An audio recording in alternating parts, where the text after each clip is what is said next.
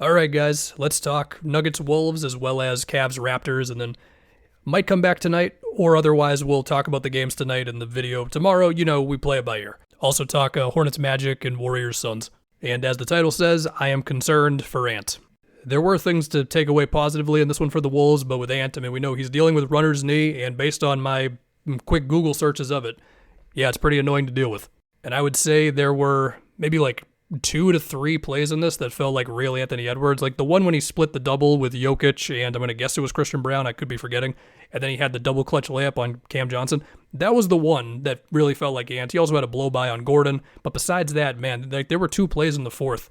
One where he couldn't create separation on Brown, one where he settled for a 3 on Murray, and he's like hesitating, and there were a couple of plays in that fourth as well where when the Nuggets would bring Jokic up high on the screen, like the pass wouldn't come, and then he's idling against Bruce Brown, and it was just this like hesitance, this second guessing from Ant, a lot of it in the second half. And sure, like you give the Nuggets defense some credit for that, no doubt. I mean, I think the first half, the Wolves were able to make them pay for having Jokic up like at the level on Ant screen actions, and you know Ant was hitting Rudy with the pocket passes, and Rudy was making plays in the middle of the floor. Like one became an IO corner 3. Rudy had at least 1 or 2 of his own layups out of these situations. I mean, this was a good Rudy Gobert offensive playoff game. I mean, a good Gobert game period. Like we'll talk about his 1v1 defense on Jokic besides that one play in the fourth and one crazy behind the back pass.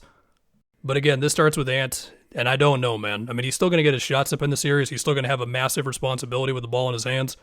Some people might say, especially if you're like a Nuggets fan who's super aggressive about this series, you might be like, hey, you're being too nice to the guy or whatever. I'm just going off of what I felt like when watching the game, okay? I mean, I was under the assumption that he was healthier than he looked in this game, and I still picked the Nuggets to win the series, so okay. As far as Randall, I mean, he looks healthy. Unfortunately, look, the Nuggets early on, they made it clear they're going to dare him to make jumpers, and he was 0 for 3 for 3, and then later on in the game, he did a little better of a job of like getting Christian Brown on a switch to go at him in the paint, or just operating better in those tight windows where the Nuggets are collapsing on you, or finding Gobert in the dunker spot as Jokic is helping a little aggressively. But Randall, for the game overall, just wasn't good enough. Like if you just want to really lean on a few plays in the fourth, you could find some optimism with him there. But if it's going to be him just trying to create these tough shots versus Gordon, where he actually did make a turnaround on Gordon early in the game, I'm remembering now. But yeah, if it's going to come down to like, does Randall convert enough of these plays where he's swarmed like 12 feet away from the basket or whatever, along with Ant's health, like it's starting to feel kind of dicey here. But hey, the Wolves, they still got it close. Some of that off of a stretch where the defense versus the Jokic-Murray 2-man game was pretty good, besides the one time where Gobert was way too high up trying to deny Jokic the ball, then Jokic got an easy one. But it was like Jaden did a great job meeting Murray like around a screen to where he just got locked up, or Murray missed this super deep floater. I mean, most of Murray's scoring came from the free throw line in this one. I would have to go back and look at all the fouls. I know Wolves fans are going to say that not all of them were legit. I do remember a few where he was able to get ahead of steam because Gobert was stuck on Jokic on like the 3-point line or whatever. Similar thing for some backdoor cuts. Where was I going with that? I don't know. It's clear they're going to concede Jokic pick and pops. Like there were a number where Gobert just said, go ahead. Not because it's like disrespectful to Jokic's 3. It's just like, you guys are really tough to guard, and sometimes we just have to concede this. Early on, we did see Gobert. It felt like he was trying to do more of his work against Jokic in the post early on, to where like you're hitting him a little bit before he actually catches the ball. Even so, I mean, what was Jokic, 9 for 12 on 2-pointers? The ones in my head the most are, again, the one where Rudy was just too high, and then also 2 where it was Randall on Jokic, and he just got one super easy and one that was a little tougher, but still not as much resistance as Gobert was giving him 1v1.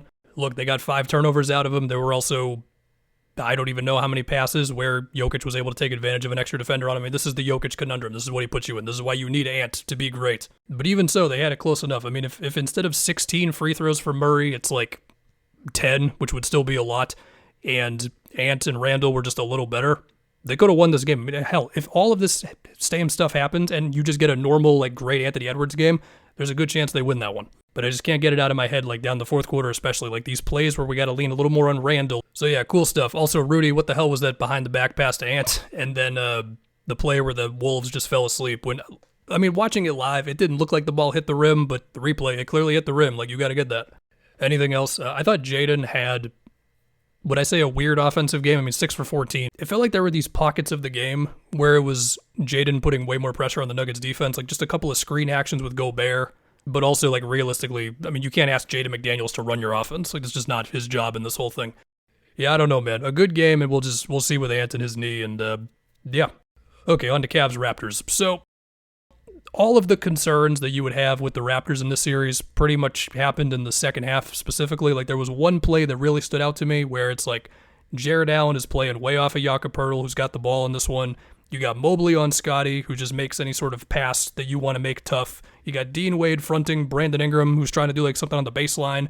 Scotty just throws it over Ingram. We're going the other way for something. And it's just like, yeah, whether it's spacing or just tough shot making at times, especially with quickly outs, or you lose a little bit of juice and a little bit of pull-up shooting as well. I mean, in the first half, the Raptors were able to make do with Scotty making threes, Shed making threes, Ingram making who knows how many tough mid-range like turnarounds over like Dean Wade or Strus or Jalen Tyson, or making a nice play to CMB when the whole Cavs are swarming on him from like 15 feet away. The question you had was, is this repeatable as this game goes on or as the series goes on? And we saw in the first like 4 minutes of the third quarter, the Raptors just ran out of stuff. Also, while Scotty was able to score on Mobley in a 1v1, I think early in the game, second half, he had like 2 or 3 where he couldn't get on him, where he was like trying to drive on him and he couldn't. And yeah, now as I say that, the Raptors, I mean, for the game overall, they did shoot well from 3, and they ended up with like a 115 offensive rating, which isn't great, but it's middle of the pack, which is basically what their offense was in the regular season. But I do think a lot of that was in the fourth when we all knew the game was over, but they still technically scored 37 points in the fourth quarter, you know? So we'll see. I mean, they had more turnovers than the Cavs did in this game, and there's just no world in which the Raptors have a chance if that's not flipped the other way around. Like, the way they win the series is it's just turnovers and transition. I mean, there was one like CMB switch onto Mitchell where he stole it from him, and then I don't even know if they scored on the other end, but I'm like, they need that type of play to happen like 6 more times a game or something. I mean, Poeltl, CMB, and Mamu all played basically the same amount of minutes. Could mean nothing, could mean Darko's just searching for something. Although, to be fair, that's not too far off from what their rotations were in the regular season. I think after this game, Harden feels fine putting Poeltl in screen actions. I mean, I'm remembering Mobley lobs, Allen lobs, whatever. And haven't even really gone to Donovan Mitchell, who had just a very normal Donovan Mitchell game. It's probably a bad sign for the Raptors, and I'm just like, yeah, man, he had 32 on 11 for 20 shooting. I have no notes. It was a very normal Donovan Mitchell performance. That's about it on that one. We will see with quickly. Now let's talk a little bit about the Hornets and the Warriors. I'll probably end up doing a video like the future of every round 1 exit or something. So that'll be, I don't know, a week and a half or however long the first round takes. But for the Hornets, I mean, everybody's said it. They just were shell-shocked by the Magic's physicality. And I mean, if you're a Magic fan, I wonder if you have a moment of like, where was this all season? Them just getting back to the defense-first, intense team that we assumed that they were going to be, as the Desmond Bane trade would hopefully improve the offense. Paolo's legacy is saved for a day. And with Charlotte, I mean, in my LaMelo Ball situation video, I did kind of hint at it like, well, what does it look like for the Hornets in a higher pressure situation, a fourth quarter that's close and whatever. And we saw in the game against Miami, among many things that happened, LaMelo did put his head down and get to the basket for a couple of possessions there. That, I guess, is the most meeting the moment physicality that you can expect out of this team right now, because when they were on the road for a defense that was fully locked in against them, I mean, they were just totally not ready.